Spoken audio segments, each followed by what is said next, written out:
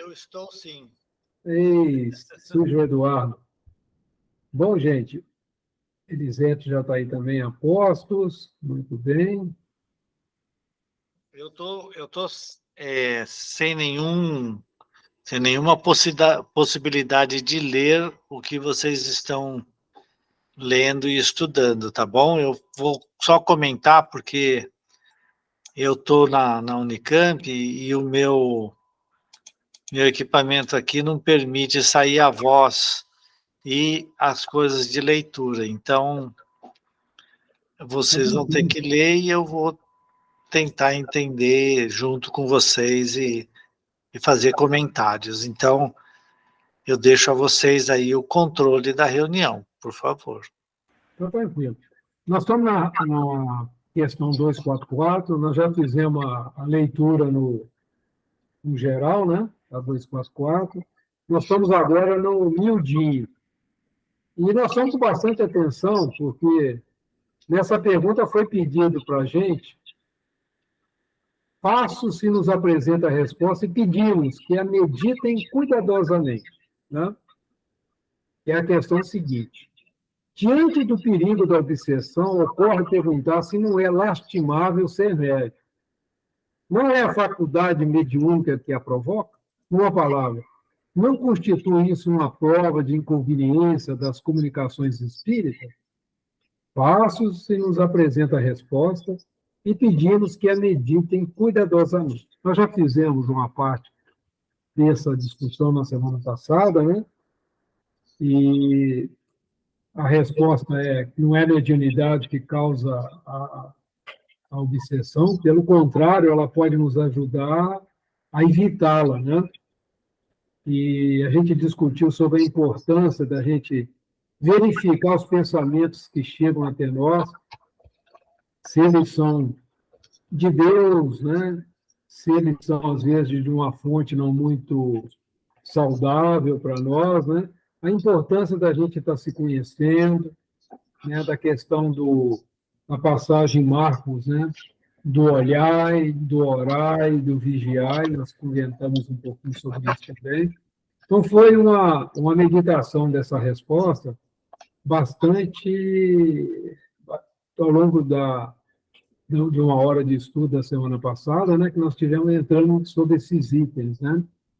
E a mediunidade como uma ferramenta, né, de a gente se precaver contra a influência desses espíritos menos felizes, sabendo que, mesmo que a gente não tenha uma mediunidade ostensiva, né, tão clara, mas nós podemos avaliar os pensamentos que chegam até nós, né?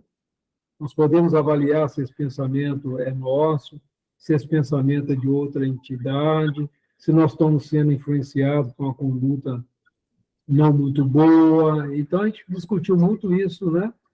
E a gente parou aqui, ó, para continuar o nosso miudinho, né? Pode, pois, dizer-se que a mediunidade permita-se ver o inimigo face a face, se assim nos podemos exprimir e combatê-lo com as suas próprias armas. Né? Então, isso é algo que foi interessante, e a gente parou aí, né, nesse último item. Agora, que armas são essas que nós podemos usar para combatê-lo?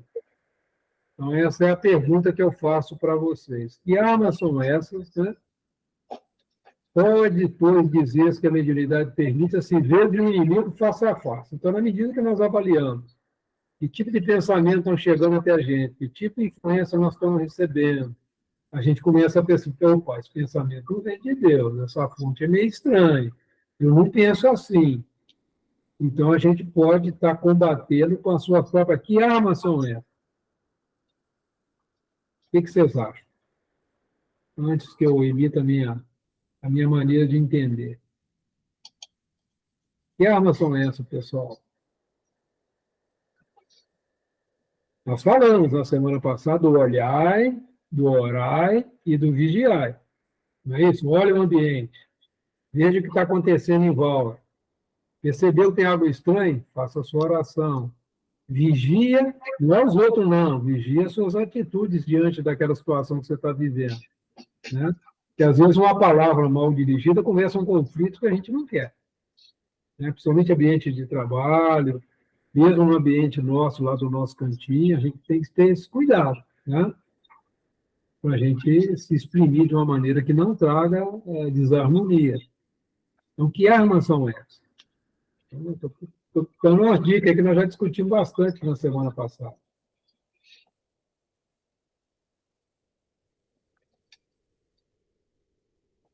Vamos, gente, fala aí, meu. Turminha aí caladinha. Eles estão levando muito a sério essa oração do silêncio. Então, vamos lá. Eu tinha um amigo que ele trabalhava muito, ele trabalhou com reuniões de desobsessão e tudo. Ele tinha uma característica muito interessante. Olha, chegava aquela pessoa, mas a bichinha estava. Sabe o que é uma pessoa carregada, assim, triste? A pessoa só chegar perto da gente assim, já sentia a tristeza, às vezes sentia a revolta. E ele, rapaz, com aquele jeitinho dele, ele ia conversando, ia trocando ideia e tal, e influenciava a pessoa positivamente, tirava a pessoa daquele quadro. Então a gente tem assim, quando a gente percebe que está recebendo uma influência, às vezes, que não é muito feliz, nós podemos fazer uma oração para aquele irmão que está se aproximando. Pedir que Jesus o ilumine, que ele possa perceber que ele não está fazendo mal para a gente, que ele está fazendo mal para ele mesmo, né? Que ele está se colocando numa condição que não é boa para ele, porque a influenciação espiritual não ocorre só na reunião mediúnica. Inclusive, é onde talvez aconteça menos. No nosso dia a dia, no trânsito, no trabalho, na família, a gente está o tempo todo recebendo influência. Então, a questão 459 não é verdadeira, né? Você sempre fala nela, né? Se é verdadeira, nós estamos sofrendo influência constantemente. E como que a gente faz para influenciar? Em vez da gente ser influenciado, nós podemos influenciar. Essa é combater com as próprias armas.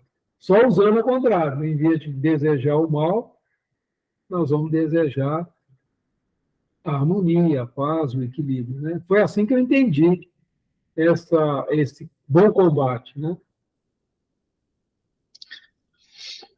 Eu acho que é importante, né, a gente, quando você fala muito claramente que nós somos médiums o tempo inteiro, né, em tudo quanto é lugar.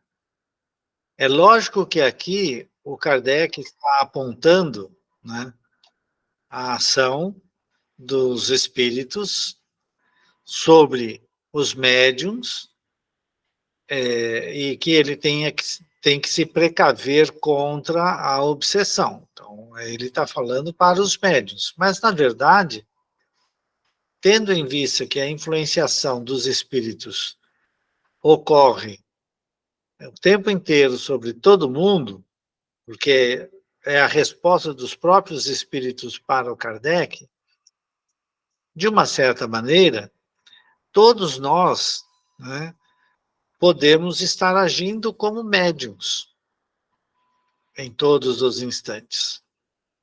E a gente lembra, a obsessão só ocorre, né, quando nós aceitamos a influência, né, que está sendo dada pelo espírito. A gente aceita. A gente entra na mesma sintonia do espírito.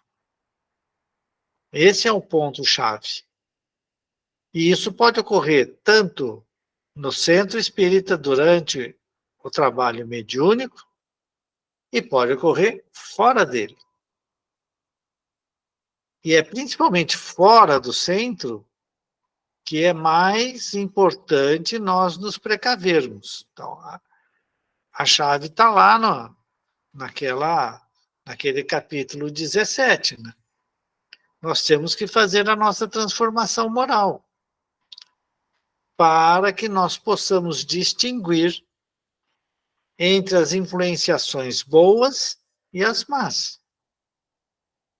Se eu sou uma pessoa maldosa, que critico todo mundo o tempo inteiro, que xingo, né, que sempre estou sendo uma pessoa desagradável para todo o meu entorno, eu sintonizo com espíritos da mesma categoria. E eles vão se utilizar de mim, muitas vezes, para ainda mais causar problemas. Ele vai se aliar à minha conduta. Mas se eu estou buscando me transformar moralmente, mesmo que eu tenha tido em vidas anteriores, ou mesmo nessa, né, atitudes de maldade, de críticas acerbas aos outros, eu posso estar fazendo uma mudança interior, importante. O Paulo, né? O Saulo, né? Antes de se tornar Paulo de Tarso, ele era o Saulo de Tarso e ele era uma pessoa violenta. Ele era uma pessoa que perseguia, né? Embora fosse muito letrado, né? Ele era um doutor da lei, ele perseguia os cristãos, né? Que na verdade na época não se chamavam cristãos, né?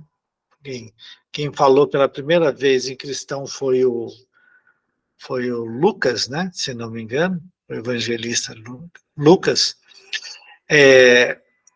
Ele era uma pessoa violenta, mas ele foi fazendo essa transformação moral.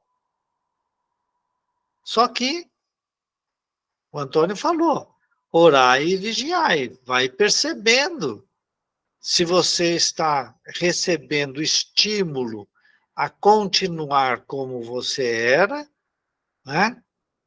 E se sim, se você deseja mudar, você tem que orar, né, para não cair nas tentações de errar novamente, né? Mas é fundamental a gente se perceber, olhar. E aí orar e vigiar. Né? São as ferramentas mais poderosas que nós temos. E orar não somente em nosso próprio benefício, mas também e principalmente em benefício desses espíritos que estão querendo, né, ser nossos obsessores, nossos cobradores de vidas anteriores. E muitas vezes, muitos desses obsessores são de vidas anteriores. Embora nesse capítulo Kardec esteja apontando a obsessão do médium, né, que muitas vezes o espírito, então, está querendo usar o médium para fazer as coisas que ele deseja, né? Isso vale para todos os ambientes onde esse médium ou esta pessoa estiver. Então, a ferramenta, como disse o Antônio, é realmente a vigilância dos próprios pensamentos, percebendo o ambiente que está, né? O Jesus, né?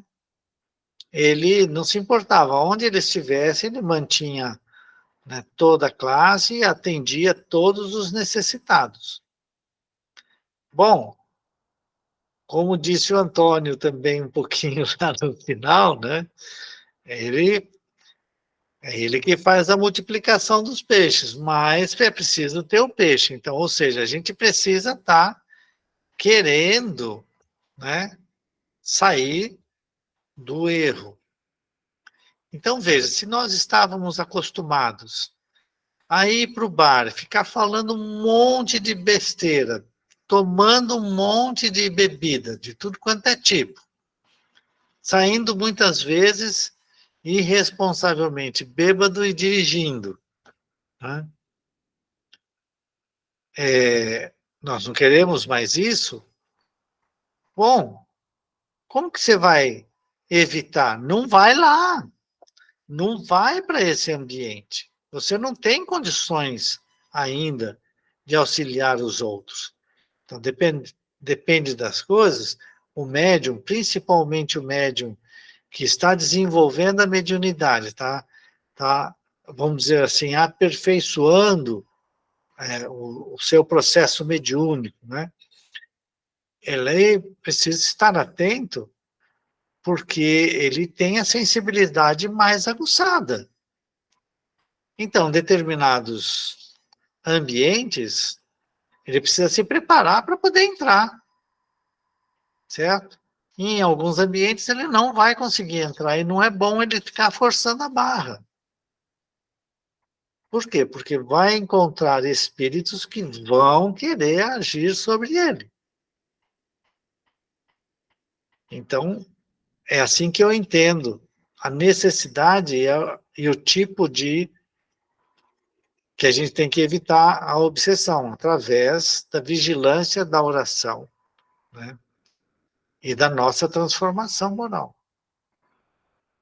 Desculpa, falei demais, perdão. Eu estou provocando um pouquinho, né?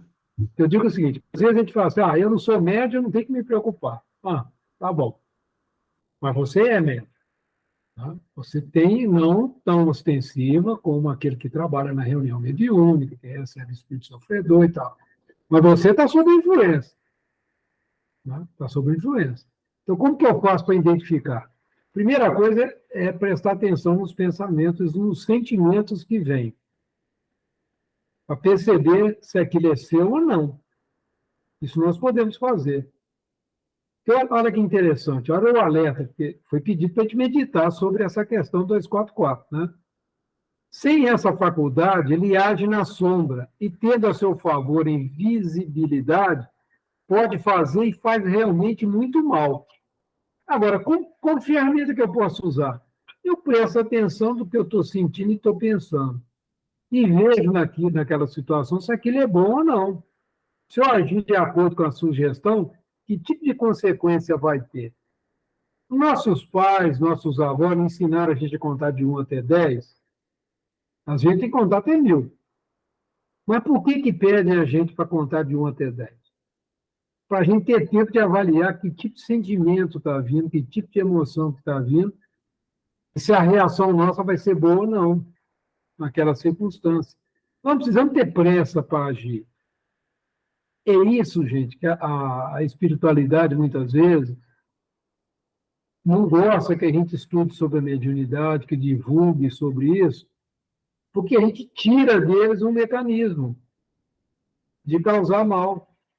Vocês estão assistindo aí essa situação que está acontecendo nas escolas, né? Você acha que você não tem dedinho da mão lá do outro lado? Daqueles que querem realmente trazer o medo, a perturbação na sociedade? E o que nós estamos fazendo, muitas vezes? Entrando na onda. É uma situação muito delicada, não precisamos entrar aqui nos detalhes. Mas no nosso dia a dia, nós podemos estar usando esse recurso. Todos nós somos médiuns, podemos evitar um monte de problema se a gente passar a prestar atenção que tipo de emoção está vindo até nós, que tipo de sentimento está vindo até nós, que tipo de pensamento está vindo até nós, e usar peneira, usar sabedoria. Nós não estamos aprendendo, porque eu não estou falando aqui para um público, nem eu, nem o Eduardo, um público, vamos dizer assim, que não conhece os princípios básicos da doutrina, que nunca viu falar em Jesus. Não. Todo mundo aqui já sabe que qual é o mandamento? Amar a Deus sobre todas as coisas, amar o próximo como a si mesmo, perdoar, a indulgência, não tem uma coisinha que nós estamos aprendendo? Então, qualquer pensamento, qualquer emoção que tiver contrária a isso, já é um sinal de alerta. Olha que legal. Olha, nós estamos aprendendo uma ferramenta legal para evitar da gente causar dor de cabeça para os outros e para a gente. Não é isso? Por isso que eu estou cutucando. Né? Kardec, realmente, esse texto é voltado ao médium, né? Mais ostensivo. Mas por que nós não podemos trazer isso aí para nos proteger também, já que a influência é geral? Né? Por isso que é importante meditar. Esse espírito pediu que a gente meditasse sobre essa questão. porque ela é muito útil. Olha só, a quantos atos não é o homem impelido para desgraça sua e que teria evitado se pusesse de um meio de esclarecer? Você contou até 10, né? Já tem essas informações, você falou, opa, esse negócio não é de Deus, não. Se eu agir assim, vai dar zebra. Então, é melhor me calar. Vou dar um tempo, eu posso dormir com esse problema, amanhã eu vou ver o que eu faço. Ah, bacana. É isso que está sendo ensinado para a gente. Os incrédulos não imaginam enunciar uma verdade quando dizem de um homem que se transvia obstinadamente. É o seu mau gênio que o impele à própria perda. Olha, gente, quantas vezes no trânsito gente já morreu por causa disso? Que fez um gesto menos feliz para o outro. O outro arrancou a arma e deu um tiro nele. Acontece. Morre gente em São Paulo todo dia. Vai dar uma bobagem dessa. O motoqueiro sai arrancando retrovisor de carro, né? O cara tem algumas coisas bobas assim. Assim, o conhecimento do Espiritismo, longe de facilitar o predomínio dos maus espíritos, há de ter como resultado, em tempo mais ou menos próximo, e quando se achar prorrogado, destruir esse predomínio, dando a cada um os meios de se pôr em guarda contra as sugestões deles. Aquele, então, que sucumbir, só de si terá que se queixar. Olha só, gente. Mais clarinho do que isso, né? Estudar a doutrina espírita é a gente trazer essas ferramentas para o nosso dia a dia. É ou não é? Né? Então, eu estou chamando a atenção, falando de uma maneira até mais incisiva, né? E tentando ser o mais claro, porque, gente, essa é a ferramenta, preste atenção. A gente não precisa reagir rápido. Nós podemos contar até 10, até 100, até 1000, dormir uma noite com problema, porque ninguém ofende a gente. Se alguém chamar a gente de bonito, a gente não vai deixar de ser o que a gente é. Se a gente chamar de feio também, a gente vai continuar do mesmo jeito.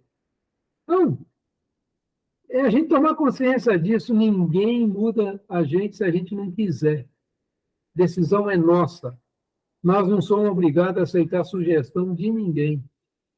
Nós podemos passar tudo pelo crivo da razão, pelo crivo da vontade, pelo crivo da imaginação. Nós temos, isso é do espírito. Então, é isso que eu entendi, né, dessa colocação. Isso vai trazer muita proteção contra essa má influenciação que muitas vezes acontece nas nossas vidas.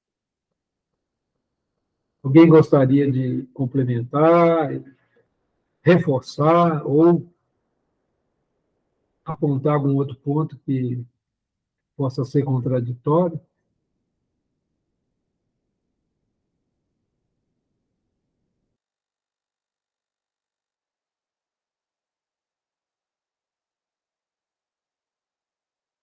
Vocês estão muito caladinhos, hein? A gente aprende muito conversando, viu, gente? Não fiquem, não fiquem, aqui não tem, né, Eduardo, nós não somos professores, nós estamos estudando junto. Você está com o microfone fechado, viu, Eduardo? Estamos estudando juntos. Eu faço questão sempre de apontar isso, porque isso não é bem uma aula, isso daqui é um estudo. E é esperado que todo mundo reflita sobre o que está escrito, né?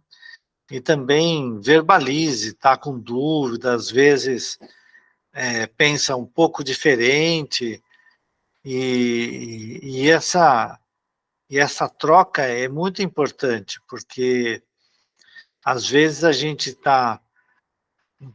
não pode esquecer, quando nós estamos lendo, cada um está interpretando, e nós estamos interpretando, só que tanto eu quanto o Antônio vamos colocando as coisas, né? E vamos de roldão na coisa ali, vamos indo. E às vezes A pessoa ficou com uma perguntinha lá, está com medo de fazer a pergunta e achar que, né, é uma pergunta muito infantil, é uma pergunta muito assim, lá de trás, que já podia saber. Olha, primeiro, nós estamos num grupo em que a harmonia é geral, primeira coisa. Segunda coisa, o respeito a cada um é de todos, não tenhamos dúvida disso. Isso forma um grupo coeso, harmônico, em que as pessoas se gostam uma das outras. Então, às vezes a gente faz uma pergunta que parece tola, e a gente tem vergonha de fazer essa pergunta, porque o que os outros vão achar? Nossa, o que o Eduardo, o que o Antônio vai achar do que nós estamos perguntando? Mas, às vezes, essa pergunta está na cabeça de outros também. Não é só nossa, né? E, às vezes, a gente também não consegue responder uma coisa que mexe tanto, né? Que a gente vai precisar estudar para tentar responder. Então, é muito importante a participação de todo mundo, né? Eu sei que às vezes fala assim, tá tão claro que ninguém precisa mais, não, nem precisa, isso é típico em leitura, viu, o pessoal lê uma parte e fala assim, tá dito tudo. E às vezes, apontar uma ou outra coisa naquela leitura que é importante, chama a atenção de todo mundo para algum ponto que passou batido. Sim, a lição disse tudo. Principalmente quando a gente pega os livros do Emmanuel, o Emmanuel é muito direto, ele consegue pegar coisas, né, do dia a dia, ele vai juntando com as coisas das escrituras, e depois ele chega no dia a dia nosso mesmo, naquelas coisas que são diretas, né? Então ele junta as coisas da natureza com as nossas atitudes. E ele é muito direto. Então aí muita gente fala assim, nossa, que lição, hein? Tá. Não vai comentar nada? Não, ela é muito clara. Aí você pergunta, o que foi dito? A pessoa não, nem lembra direito. Aí ela tem que voltar lá para poder falar uma coisa ou outra. Então, o que eu estou querendo dizer é o seguinte, todo estudo, ele ele é conjunto, ele tem que levantar coisas na nossa cabeça. Então, por isso que o Antônio para de tempos em tempos, eu também, e aí a gente acaba, para provocar vocês, coloca uma pergunta ali que, né, balança um pouco. Ixi, e agora? O que eu respondo? Porque não estava escrito isso no texto. Eduardo, inclusive, estou lembrando do Richter Simonetti. Eu quero fazer uma pergunta para ele, que eu aprendi com o Richter Simonetti. Quem tem medo de obsessão aqui na turma? Quem tem medo? Que a gente fica vendo, lê a 459, nossa, o negócio influi na nossa vida muito mais que a gente imagina. São eles até que dirigem a nossa vida. Então, quem tem medo de obsessão aí? Alguém tem medo? A pergunta tem um livro do Richard Simonetti que tem escrito, viu? Ele é muito simples no ensinar o Richard Simonetti, vale a pena ler os livrinhos dele. Tem essa pergunta, eu queria fazer para vocês. Quem aí tem medo de obsessão? Tenha vergonha não, gente. Eu tenho. Aí, Janilda, por favor.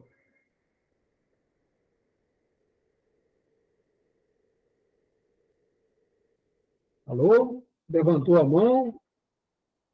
Pode falar, minha amiga. Meu microfone não queria ligar. Eu tenho muito mesmo. Só isso. Como é que é esse medo? Conta para nós. É que a gente muitas vezes sente na pele, né? Dá para perceber que a gente tem isso De vez em quando dá umas apertadas, dá umas melhoradas, mas está sempre ali por perto. Então tem que estar orando e vigiando mesmo, porque com certeza ela está sempre presente, pelo menos para mim, né? Olha aqui, eu quero te provocar. Se assim nós podemos exprimir e combatê-lo com as suas próprias armas, olha só. Nós estamos falando das ferramentas, né? Olha a importância. Muito legal, viu, É, Janine?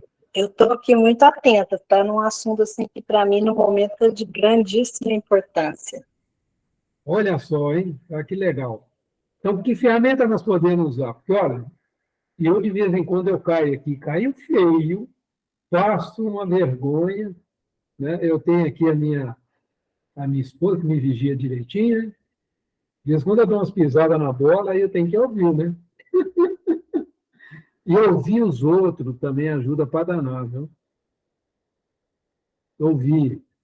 É assim, ter humildade de levar uns puxãozinhos de orelha das pessoas que nos amam, né? Olha, você caiu nessa, tá vendo? Você não prestou atenção, você não ouviu seu filho. Aí a gente vê que não ouviu mesmo, né? Porque o olhar, orar e vigiar é um exercício que a gente vai aprimorando. É igual pintura. Quanto mais você treina, mais técnica você estuda, melhor pintor você vai ficando. Então, um vigilante de si mesmo é um exercício do dia a dia, Janil. Não sei se você já pensou nisso. Vai cair algumas vezes? Gente, nós estamos ainda espíritos imperfeitos. Você acha que a gente não vai errar? Olha só, outro problema que nós temos medo de errar. Gente, eu sinto muito, nós vamos errar, sabe por quê? Porque nós não somos espírito puro ainda. Ainda, nós vamos ser. Mas a gente vai levar uns escorregãozinhos, mas Deus nos deu a capacidade de levantar, não é assim? Então, ore, o anjo da guarda está ali, torcendo. Ele não vai fazer o trabalho por você, ele está ali na torcida, te dá uma ideia boa. O legal é você prestar atenção na influência dele. Esse pensamento é bom, olha só, ele pediu para fazer silêncio, não falar nada agora. Boa ideia, vou ficar quietinho aqui no meu campo. Não vou cair nessa armadilha que eu já caí das outras vezes. Abrir a boca só deu confusão. Peladinho ali em oração. Aí a pessoa fala assim, você está em silêncio. Aí você fala assim, eu estou assim, então, você dá aquela meio assim de zoada, né? Estou aqui pensando, eu posso pensar um pouquinho.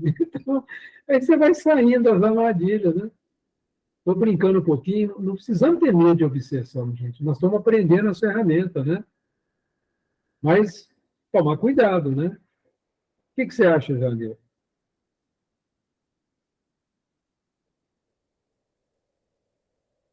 Ajudou ou complicou mais? É isso mesmo, você tem toda a razão. Só que quando a gente pensa que a gente está mais tranquilo, que eu estou mais firme agora, tal, é nessa hora que vai, sabe? Então, no meu caso, o problema maior é pensamento. Para mim é onde eu preciso vigiar mais, pensamentos.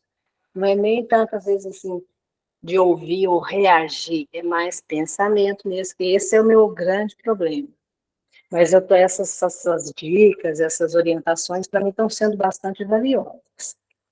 Uma vez eu fui orientado o seguinte: o Espírito chegou para mim e falou assim: ó, filho, o fogo não começa com a centelha, a obsessão também. Não começa grande, começa pequenininha. Então, por isso que é importante vigiar o pensamento. Ele é a faísquinha que vai fazer o fogo. Você já está pegando o jeito, tá vendo?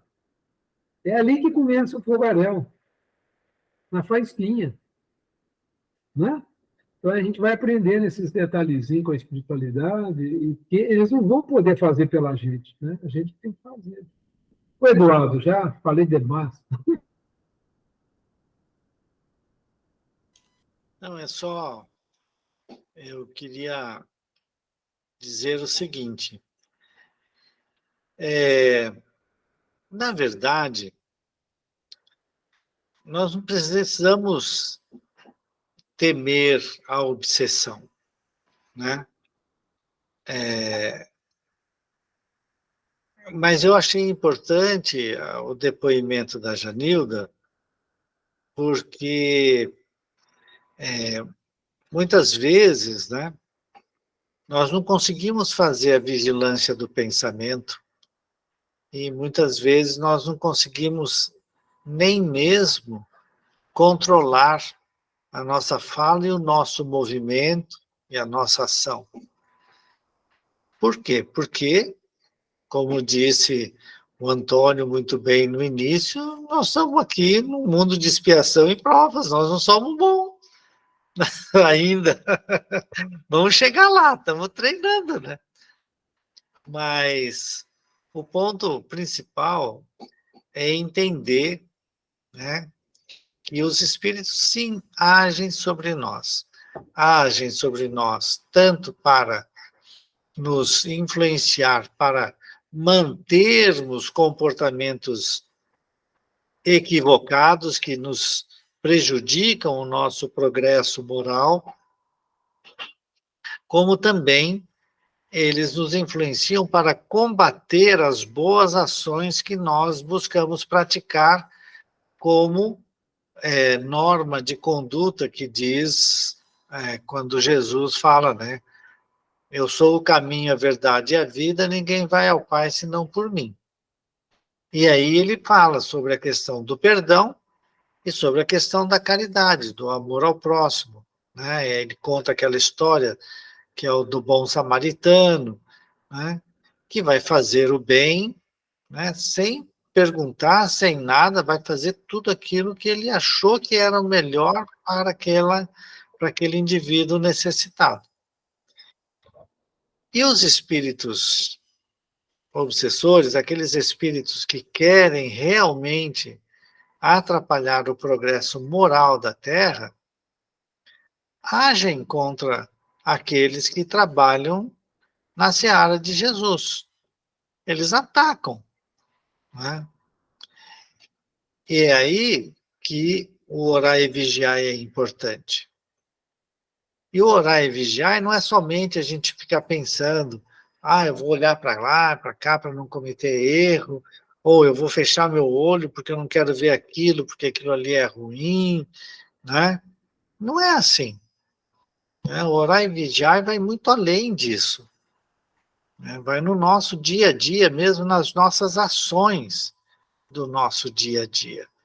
E se nós estivermos agindo honestamente, agindo no bem de todos, se nós estivermos praticando a caridade, se nós estivermos olhando para nós mesmos e vencendo, tentando vencer as nossas más tendências e tudo, né? Nós estaremos amparados pelos espíritos superiores, que vão nos auxiliar. Então, é por isso que eu vejo que não precisa ter medo. O importante, se você quiser ter medo, você tenha medo de não fazer essas coisas positivas. Aí sim. Mas se você não quer fazer essas coisas positivas, é porque no final das contas você quer se manter onde você está e ter a companhia de espíritos nessas condições. Mas nós agimos geralmente, né, no bem. Quando a gente se dá conta, eu já passo a palavra, quando a gente se dá conta da nossa condição, né, de espíritos com a chance, né, com uma oportunidade de ouro para progredir espiritualmente e moralmente, é a hora de fazer, né? E confiar na equipe espiritual, nos bons espíritos que estão junto de nós. Eu tinha visto que, se não me engano, era a Jussara que tinha levantado antes da Nilza, mas posso ter errado, desculpe. Eu não sei quem quer falar primeiro aí. Oi, Nilza, por favor. Oi, turma. Falo muito. Não, é que o Eduardo está falando aí, já explicou bastante coisa. Mas eu fiquei com uma dúvida aqui sobre o espírito obsessor e o espírito zombeteiro. Porque eu tenho um problema zombeteiro. Zombeteiro. Se o zombeteiro acaba virando obsessor. Porque eu tenho um sério problema. Às vezes, num dia que eu tenho uma tarefa que eu não gosto muito de fazer, acaba que esse dia dá tudo errado para mim. As coisas somem, a chave some, a carteirinha da Unimed some, do médico some. Aí vai no estacionamento, não tem vaga, você perde papel, dá tudo num dia só. E você fala, e você levanta aquele dia preparando, porque você sabe que é uma coisa que você não gosta de fazer, que é difícil. Porque levar uma pessoa mais de idade no médico, que já está com problemas de memória, que você tem que ajudar para se vestir e chega atrasado, não é fácil. Não é fácil. Você pode estar mentalizando a melhor coisa do mundo, mas você sai fora. Aí pronto. Para mim é 2 palitos. Começa a dar tudo errado. Então eu não sei se isso é um obsessor, que eu não tenho medo, mas eu fico com muita raiva. Bom, primeira coisa, não deve ficar com raiva. É que você não chegou a conhecer a Lídia, a irmã da Leda. A Lídia, ela foi uma esclarecedora, uma das fundadoras da nossa casa, né? E uma das mais competentes esclarecedoras que eu já vi. Além de amorosa, ela era firme, ela às vezes era dura na conversa, mas essa, quando ela falava duramente, era com autoridade amorosa. Era impressionante como ela conseguia falar coisas para o espírito, né? Que ela falava de uma forma tal que o espírito tinha que aceitar. Ele realmente, ela tinha uma autoridade moral muito grande. E você pensa que ela ficava isenta dessas coisas? Que nada. Então, ela explicava. Porque isso que você falou era corriqueiro no dia a dia da dona Lídia. Sumia as coisas na hora de sair, sumia aquele documento que precisava na hora que tinha que usar. Tá? Aí ela ensinava, e é interessante, se pergunta para a Sônia, ela conversa, ela fala a mesma coisa. Ela fala assim, estava aqui, mas tudo bem. Escondeu, tudo bem. Eu estou fazendo assim agora. Mas tudo bem, não vou... Tudo bem, não vou me preocupar. Escondeu, vai aparecer. Né? E aparece. Agora, eu queria fazer uma pequena diferença entre o espírito zombeteiro, por ser zombeteiro, né? E o espírito obsessor mesmo. Né? Veja, o zombeteiro, aqueles espíritos que acham graça em tudo que acontece com a gente, e às vezes acontecem coisas bastante delicadas e eles acham muito engraçado para ver as situações que muitas vezes eles próprios causam, né? Deixando um ambiente terrível dentro da casa, e aí ele se diverte porque ele conseguiu falar uma coisa por um ali que entornou todo o caldo, todo mundo virou aquela confusão, tal. E às vezes ele é simplesmente um espírito que teve acesso ao psiquismo das pessoas daquela casa, daquele ambiente, né? E ele, se ele está nessa condição, né? Ele não é um espírito adiantado, então ele age mesmo de uma maneira só para ver, né, o circo pegar fogo, e ele se diverte com o circo pegando fogo na casa dos outros. E existe o espírito obsessor mesmo. Aquele espírito obsessor é aquele espírito que de maneira persistente, age ou para dominar o médium, né, ou para causar sofrimento no médium de todas as formas. Então, você deve ter assistido o filme sobre o Divaldo, e lembra que aparecia lá um padre que tinha sido companheiro dele em outra vida e que foi levado ao suicídio e não perdoava o Divaldo de jeito nenhum. Então, aquilo ali é o obsessor mesmo, aquele obsessor que está ali para cobrar, né, o cobrador mesmo, né?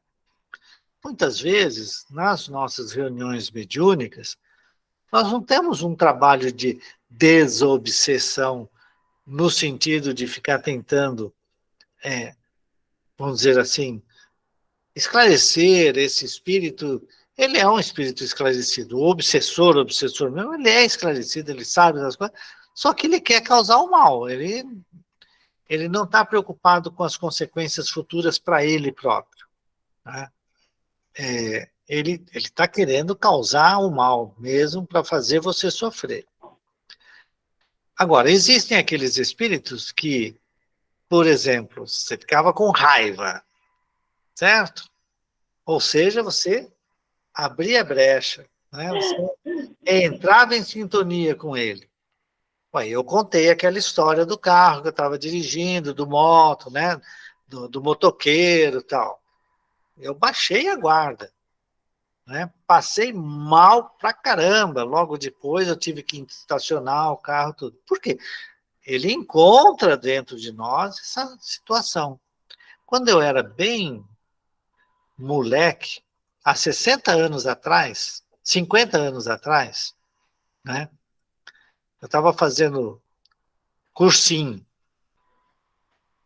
E era invariavelmente entre 6h20 e 6h25 que acabava a aula, por volta de 6h20, 6h22, 6h23, ficava variando assim, dava um apagão, apagava a luz, e às vezes não voltava mais, ou às vezes quase sempre voltava logo em seguida. Dava aqueles apagão assim. E numa dessas vezes que deu apagão, um cara me deu um tapa bem aqui na cabeça, assim, mas com toda a força. Você imagina como se fosse um martelo batendo assim na cabeça, né? E quando apagava a luz, dava aquela algazarra, né? E nesse momento eu fiquei tão louco da vida, mostrando ainda a minha inferioridade moral, e eu mostro para todo mundo, sem problema isso, né? Aconteceu mesmo. Eu virei, certo? E comecei a falar assim, se eu sei quem foi que fez isso, né? Aí acendeu a luz e eu estava falando assim, eu mato. Com aquela cara assim, para você ver. Naquele momento, né, um espírito extremamente violento, maldoso, se associou a mim. E eu sei disso porque depois foi feito um trabalho em que esse espírito se manifestou pela mediunidade do meu irmão, né? E ele fazia meu irmão rolar para lá e para cá, para lá e para cá, para tudo quanto é lado, assim, né? Até conseguir ser convencido que não ia mais fazer isso, tal. E eu tive, durante esse tempo, que foi mais ou menos 2 meses, eu não conseguia estudar, eu não conseguia fixar os ensinamentos que eu precisava, para você ver o quanto nós nos associamos negativamente aos espíritos. E ele não era um obsessor meu, ele simplesmente passou a ser, na medida em que eu mostrei para ele quem eu era. Ainda um espírito extremamente violento dentro de mim, coisas que estavam ali, né? E é por isso que a gente precisa cuidar. Mas eu era um moleque de 17 anos, tal, estudava, já tinha lido os livros do André Luiz, né, nessa época, eu já tinha lido os livros do André Luiz. Mas naquelas primeiras vezes, eu gostava das historinhas, né? Você é mais jovem, né? Eu não entrava no conteúdo moral dos estudos do André Luiz, né? Que eu vim entender depois. Então, existe essa diferença entre o obsessor e as companhias indesejáveis que nós adquirimos pelos nossos próprios erros. E é isso que eu queria chamar a atenção. No dia a dia nosso, muitas vezes, né, nós acabamos por dar condições para que os espíritos se associem a nós. Daí o orai e o vigiai que o Antônio coloca. Daí o orai e o vigiai. Só que isso a gente tem que fazer, tem que lembrar que, ao invés de ficar com raiva, tem que falar assim, vou achar. Eu não vou sair agora, vou sair mais tarde. Tudo bem, eu saio mais tarde. E sai mais tarde. O que vai fazer? Tá certo. Criar o hábito, né? Isso. Alguém quer falar aí, Antônio? Aide. Pois não, Aide. É o seguinte, eu, uma ocasião, tendo uma aula sobre isso, é uma coisa que sempre me preocupou muito, né? A gente, quando não conhece, não sabe nada, e eu não sei nada, mas você fantasia um pouco mais do que precisa.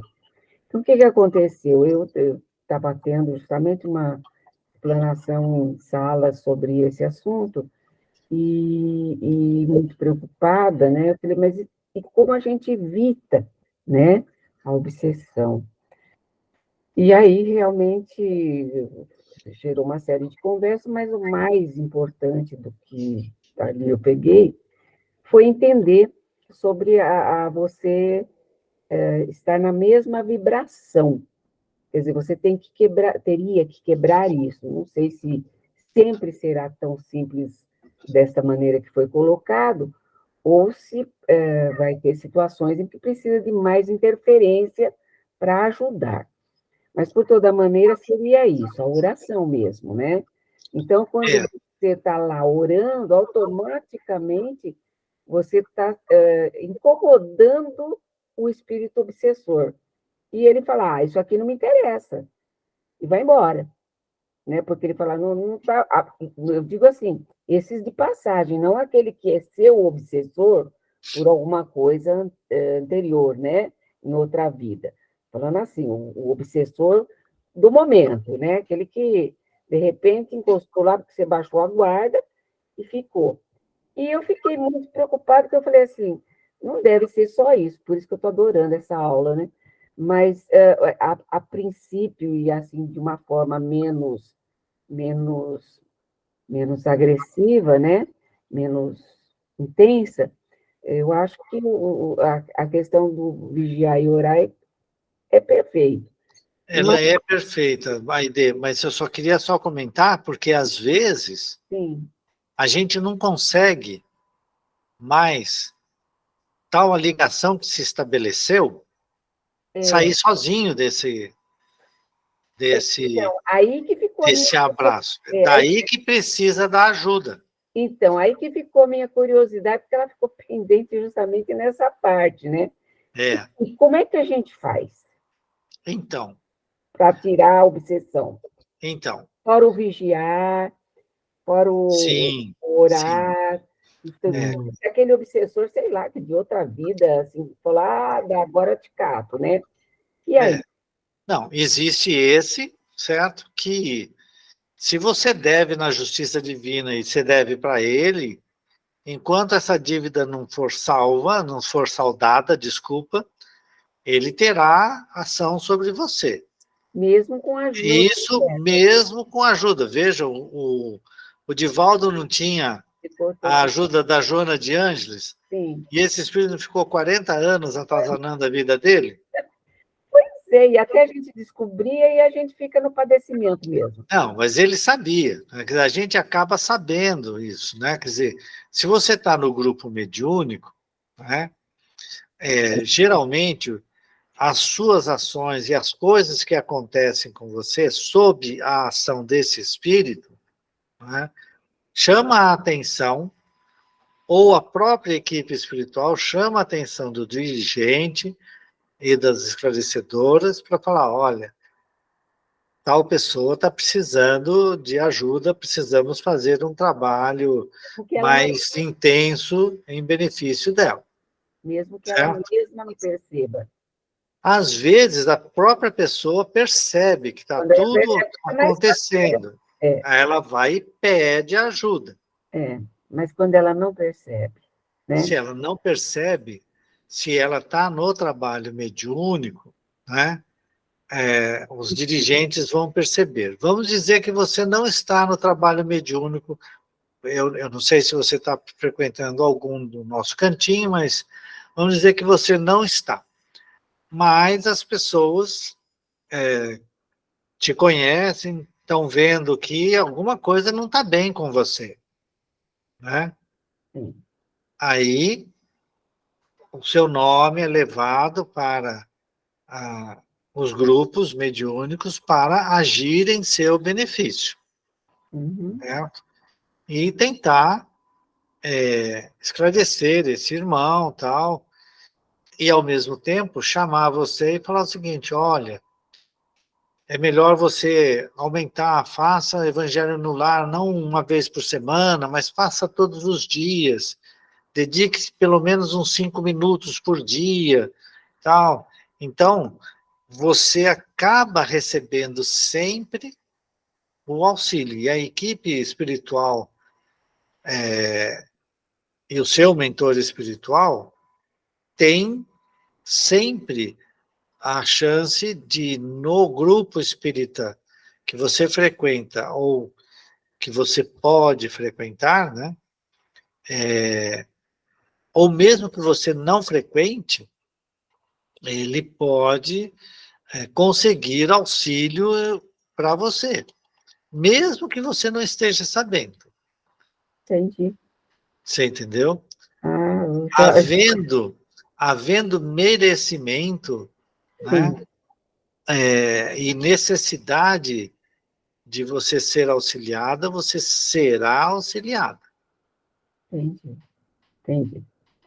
Isso é fundamental. Ficou completamente clara esse ponto, que tinha sido assim, de uma certa maneira eu tinha entendido, mas faltava tudo isso que você falou. Obrigada, Eduardo.